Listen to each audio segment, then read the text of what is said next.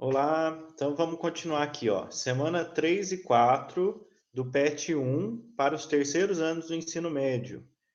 Essa semana o tema é o indivíduo e a sociedade. Vamos lembrar que essa matéria, né, aliás, o PET 1 inteirinho, ele deveria ter sido trabalhado no primeiro ano, esses conteúdos, então ele veio agora no terceiro ano como uma retomada, uma revisão. Então, esse conteúdo, que é a relação do indivíduo e da sociedade, é uma disciplina, é um conteúdo de primeiro ano do ensino médio. Quem aprendeu, a gente vai revisar. Quem não aprendeu, é o momento agora. Então, vamos lá? O indivíduo e a sociedade. É um texto do Helder Augusto Ferreira Rocha. Você já parou para pensar que para se viver em sociedade é necessário que tenhamos alguns tipos de comportamentos que são considerados como corretos ou, no mínimo, aceitáveis, ou talvez inaceitáveis, e que caso não sigamos esses comportamentos, a sociedade nos impõe algum tipo de punição? Você já pensou em algum momento viver numa sociedade sem regras?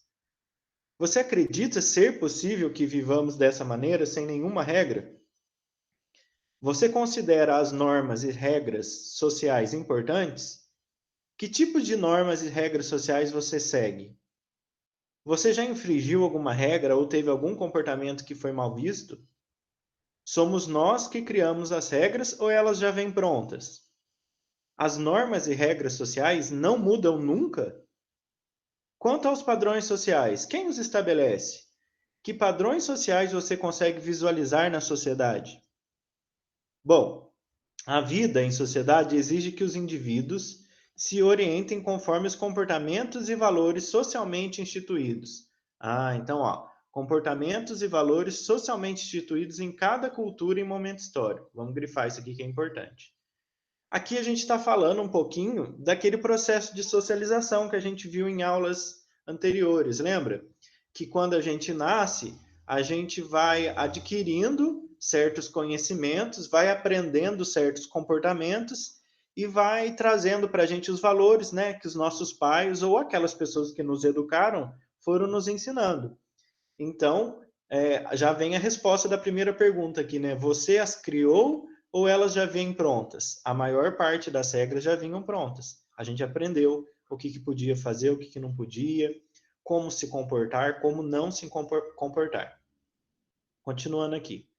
Fazer parte de determinado grupo, morar em uma cidade grande ou numa área rural, são alguns dos fatores que influenciam a formação dos diferentes valores e comportamentos individuais.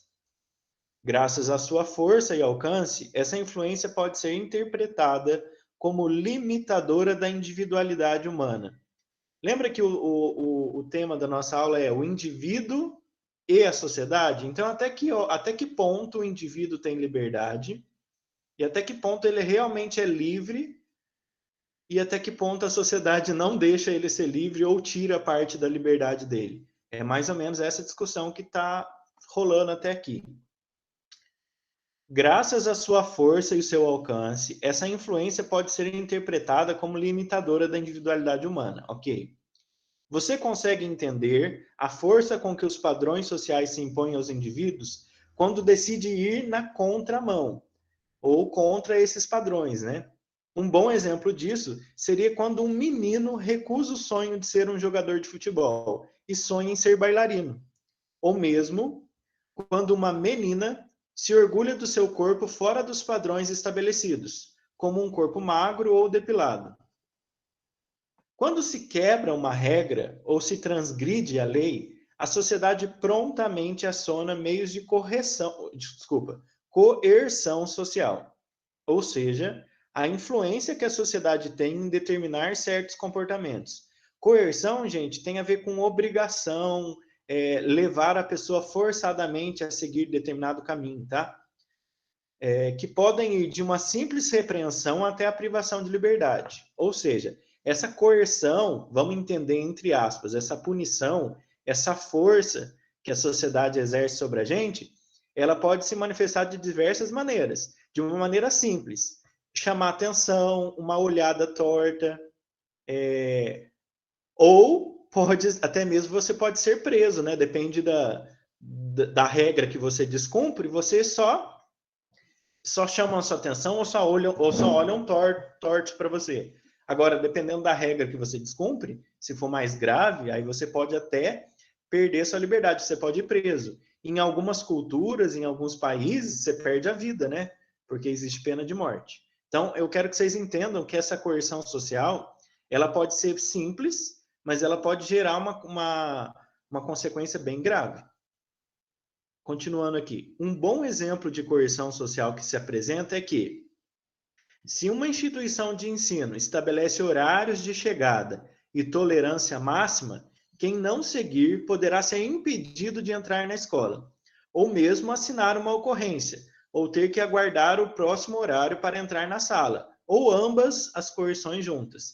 Então, ó, existe uma regra: tem que chegar às 7 da manhã na escola. Cada escola define lá quais vão ser as punições para quem não cumpre essa regra. Tem escola que define que a tolerância é até 7h10. Então, por exemplo, depois das 7h10, o aluno não poderia entrar, ele teria que ir para casa. Ou tem escola que define outro tipo de coerção, outro tipo de punição, que se ele entrar às 7h10, ele vai assinar uma advertência e vai esperar para entrar só na segunda aula na sala de aula. Ele vai ficar dentro da escola, mas na sala de aula mesmo ele vai entrar só na segunda aula. Ou seja, a mesma quebra a quebra da mesma regra, que é chegar no horário na escola, pode ter situações ou punições ou coerções diferentes. É comum ouvir das pessoas: a sociedade me impõe isto ou aquilo, ou a sociedade me reprime. Há algo presente na sociedade que chamamos de estrutura social, que são regras que nos regem independentemente da consciência que temos delas. São os princípios segundo os quais não pensamos ao agir e ao falar, mas sem os quais não estabelecemos relações sociais, não nos comunicamos, e é basicamente a organização da sociedade. Então, ó, a gente já viu o que é coerção social, vou grifar aqui, que é a punição ou a força, né, que a sociedade tem de nos forçar a seguir determinado comportamento. E agora a gente está vendo estrutura social. O que é essa estrutura social? São regras que, independente da gente saber delas ou não, elas moldam a nossa vida. Então, não necessariamente uma determinada regra tem que estar escrita. Ela não precisa ser oficial. Na verdade, ela é informal até, né? A estrutura social é algo que nos direciona, que direciona a ação dos indivíduos.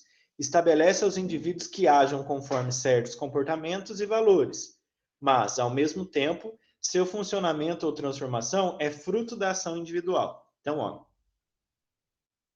o que é a estrutura social? É algo que direciona o nosso comportamento, a nossa ação e rege a nossa vida independente da gente saber dela. Ou seja, não é a gente que escolhe. A gente tem que seguir aquela regra e pronto. Por quê? Porque a sociedade, ou seja, a maioria das pessoas, se não todas, esperam aquele comportamento da gente. Se pararmos um instante para pensar, quando chegamos ao mundo, já há uma estrutura social vigente, composta de normas, regras, valores, padrões sociais. Mas nós é que a executamos e que também temos o poder de mudá-la.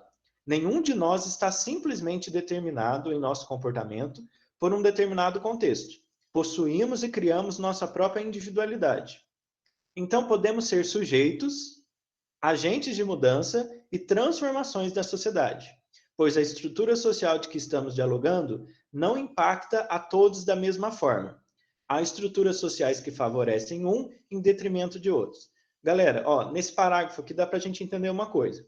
Falou o que eu falei anteriormente ali. Quando a gente chega, quando a gente nasce, já tem uma estrutura social montada. Então não foi a gente que escolheu. A gente escolhe se vai seguir ela ou não. E o texto fala aqui que a gente até pode mudar, né? Só que tem um preço a se pagar quando você quer mudar uma estrutura social, quando você quer descumprir uma regra, quando você quer mudar um valor na sociedade.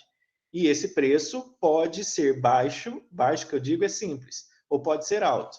Vamos pensar em sexualidade. Todo mundo sabe que a sociedade tem um padrão que ela espera de que o homem se comporte, de que a menina se comporte.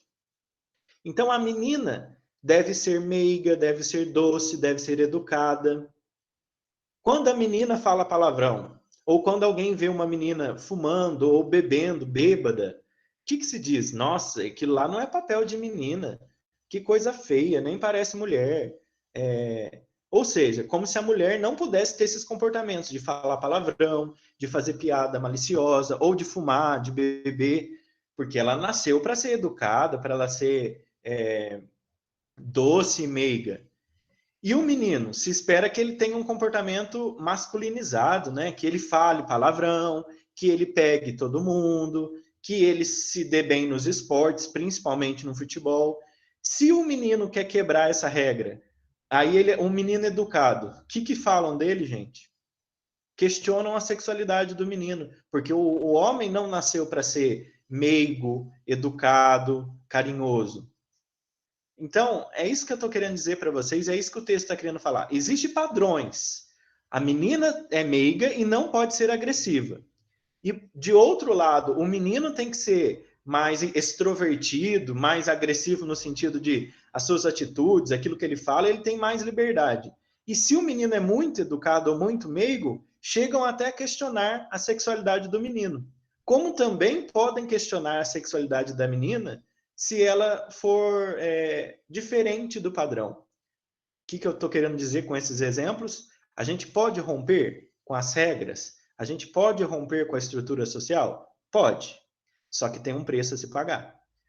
Dentro da sua família, na sua cidade, a gente mora em cidade pequena, a gente sabe como que é isso. Na escola.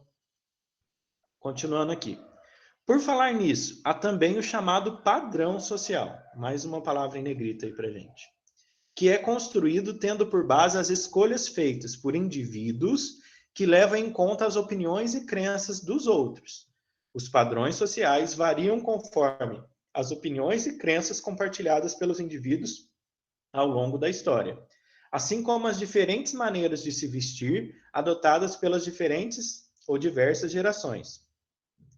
Um exemplo de padrão social seria a conformidade a diferentes maneiras de vestir. Por exemplo, o que já comentamos anteriormente, o uso do uniforme na escola, o terno em um casamento, a bermuda em um domingo na praça. Então, se os padrões são construídos por nós, é possível que sejam mudados. Galera, vamos fazer um outro exemplo aqui. Olha como que a estrutura social, o padrão social e a coerção funcionam. Existe alguma lei, está escrito em algum papel na Constituição, que não pode ir na igreja usando biquíni ou sunga? Não, não está escrito. É uma coisa que a gente já sabe, que a gente já aprendeu. Existe independente da nossa vontade. Na igreja, num templo religioso, não é lugar de usar biquíni ou sunga, e nem roupas decotadas, vamos colocar assim. Lá se espera que você tenha um padrão social de vestimenta diferente. Por outro lado, quando você está na presença de um juiz ou de uma juíza, num tribunal ou num fórum, você não pode usar bermuda. Você deve estar trajado com uma calça, com uma camisa. Não há uma obrigação, mas todo mundo já gosta de se vestir um pouquinho mais social, ou uma gola polo. Enfim, são coisas que não estão escritas na lei, mas que a gente sabe como deve se vestir. Num casamento, eu vou usar um óculos Juliette? Eu vou usar sei lá, um chinelo de dedo para ir num casamento, um chinelo Havaianas? Não. Ou seja, esses padrões, né, é aquilo que todo mundo espera. Agora, você pode ir de chinelo de dedo num casamento. O que vai acontecer? A coerção. Vão te olhar torto, vão rir de você, vão rir pelas suas costas, vão falar de você para os outros. Ou você pode ir de roupa de banho numa igreja. O que vão acontecer? Alguém vai pedir para você, por favor, pode se retirar? Ou seja, olha como que funciona a questão do padrão social e da coerção. Continuando o texto aqui. Mais uma vez, é importante frisar que um padrão social impacta a vida das pessoas de maneiras diferentes. Então, seria melhor que não existisse padrões sociais, não é mesmo? Ou que os padrões sociais atinjam a todos da mesma maneira. Logo, poderíamos citar como padrão: todos terem alimentos, todos terem educação, todos terem onde morar, todos terem saneamento básico. Galera, quando eu falo assim que o padrão de beleza é um corpo magro, depilado, sarado, de academia, com os músculos desenhadinhos, e se eu tenho um menino que é magro e não tem músculo definido, e eu tenho uma menina que, na hipótese aqui, seja mais gordinha. Então, nós temos o padrão. O padrão é o corpo desenhado, os músculos desenhados, magreza, tem um padrão da cor de cabelo, etc. Aí, talvez, para o menino magrinho, ele está fora do padrão. Ele sofra de uma maneira diferente. Poxa, eu queria ter um corpo mais bombado, eu queria ser queria ter mais músculos, eu queria ser mais atraente. Então, ele receba aquilo como algo ruim, porque eu estou fora do padrão, ele pode pensar. E, de repente, para a menina, que é mais gordinha, que também está fora do padrão, para ela pode ser que esteja tudo bem. Ah, eu estou fora do padrão, mas e daí? Eu quero viver a minha vida. Então, tá vendo que a regra, esse padrão social, pode atingir uma pessoa de uma maneira e outra de outra? Mesmo que as duas estejam descumprindo o tal do padrão, tem gente que leva mais de boa, não está nem aí, e tem gente que não. Se importa muito, fica muito machucado, a pessoa fica com traumas, né? Fica com vergonha, não quer se expor, não quer postar foto, não gosta de ir em praia, em piscina, ou seja, esse padrão atinge cada pessoa de uma maneira. Então, o texto até propõe, seria legal então que a gente abolisse todos os padrões para que não machuque as pessoas? É uma reflexão para se pensar aí. Continuando o texto. Mediante ao que já falamos sobre o indivíduo e a sociedade, vem a ser necessário refletirmos algumas questões. Como é possível que os indivíduos, com as suas diferenças, convivam em sociedade de maneira organizada? Né? Como que essas pessoas tão diferentes convivem, sendo que a sociedade tem uma regra fixa? Serão os indivíduos capazes de revoltar-se contra as regras sociais e transformá-las? Ou, ao contrário, as regras exercem uma força que restringe a capacidade de ação das pessoas? Ao discutir a relação entre indivíduo e sociedade, a partir do século XIX, a sociologia produziu 3 matrizes, ou seja, 3 possíveis respostas para responder essas questões aí. Qual que é a primeira? A primeira corrente de pensamento é a sociedade que determina os indivíduos, como evidenciam os fatos sociais. Então, quem determina como nós somos é a sociedade. É a primeira corrente de pensamento. Segunda corrente de pensamento. A sociedade é compreendida como resultado da ação social dos indivíduos. Ou seja, não é a sociedade que determina como as pessoas são. É as pessoas que determinam como a sociedade deve ser. Essa é a segunda corrente de pensamento. E existe uma terceira corrente de pensamento. A sociedade e os indivíduos são expressão das contradições de classes e determinam-se reciprocamente, de acordo com os limites estabelecidos pelas condições materiais de existência em dado período histórico. Olha o 3, que interessante. Na corrente de pensamento 1, quem determina é a sociedade. Na corrente de pensamento 2, não, são as pessoas que determinam. E na corrente de pensamento 3, ele faz uma observação. Na verdade, é os dois ao mesmo tempo. Ao mesmo tempo que a sociedade fala como nós devemos ser, nós podemos mudar esses padrões, alguns deles. Então, a sociedade muda as pessoas, mas as pessoas juntas também podem mudar a sociedade. Me parece, na minha opinião pessoal, que esse 3 é mais coerente, né, galera? Mas cada um de vocês pode escolher uma corrente de pensamento aí para se guiar.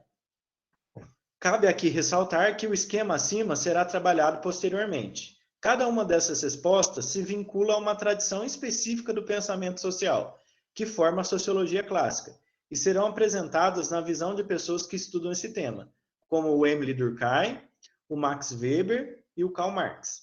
Então, cada um desses autores aí crê ou na corrente de pensamento 1, ou na 2, ou na 3. Cada um deles analisava a sociedade partindo de uma dessas 3 formas de explicar aí a relação entre pessoas e sociedade. Especificamente, na próxima semana, iremos dialogar sobre o conceito de fato social apresentado por um sociólogo chamado Emile Durkheim. Falaremos também sobre a coesão social e a solidariedade social. Então, galera, esse foi o texto dessa semana, falando da relação entre o indivíduo até onde ele pode ser livre, até onde ele tem a sua individualidade, e a sociedade, que reprime ou que condiciona o comportamento das pessoas. Agora vamos para as atividades? Pessoal, as atividades dessa semana são perguntas abertas, dissertativas, ou seja, não existe certo ou errado. Porém, existe um padrão de resposta que a gente esperava de vocês, né? Por exemplo, na pergunta número 1, de que forma a estrutura social afeta a sua vida? Para responder isso aqui, eu tenho que ter entendido o que é estrutura social. Vamos voltar lá no texto e reler o que é estrutura social, onde eu grifei aqui, para vocês refletirem na sua vida agora. Até que ponto eu me importo com a estrutura social ou não? Como que ela afeta a minha vida? Eu lido com isso bem ou não lido? Vocês vão responder a pergunta 1. Pergunta 2. Atualmente, por quais normas sociais ou padrões sociais e valores você se orienta? O que aconteceria se caso você não seguisse? Ou seja, aonde você mora, no seu bairro, na sua família, vamos pensar na cidade, né? Como que as pessoas esperam que você se comporte? E se você não seguir, como que elas vão reagir? O que, que ia acontecer com você? Aí, para responder essa pergunta, a gente tem que saber e ter entendido o que é padrão social, que está aqui no texto, aqui em cima, ó. Padrão social vem a explicação, a gente já conversou sobre ele. 3. De que maneira você aprendeu as normas, os padrões e os valores sociais de que você se orienta hoje? Tem um pouquinho a ver com o que a gente conversou na aula anterior, hein?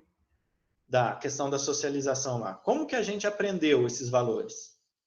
E o 4, você acredita ser possível viver numa sociedade sem nenhuma norma ou sem nenhuma regra? Será que uma sociedade sem nenhuma regra, que a gente chama de ou anarquia, que é sem governo, né? Mas anomia, que é sem regras, é possível viver com cada um querendo fazer o que quer? Ou aí é a opinião de cada um de vocês, eu quero que vocês justifiquem. Usem e abusem dos argumentos. São poucas linhas, mas mesmo em poucas linhas, 4 aqui, vocês podem usar argumentos que são esperados de um aluno de terceiro ano. Então, beleza? Temos esses 4 exercícios para fazer. Pensem com calma. Se for preciso, releiam o texto da apostila. Se for preciso, me perguntem aqui que eu esclareço alguma coisa. E depois vocês preenchem lá no formulário com a melhor resposta de vocês. Ok?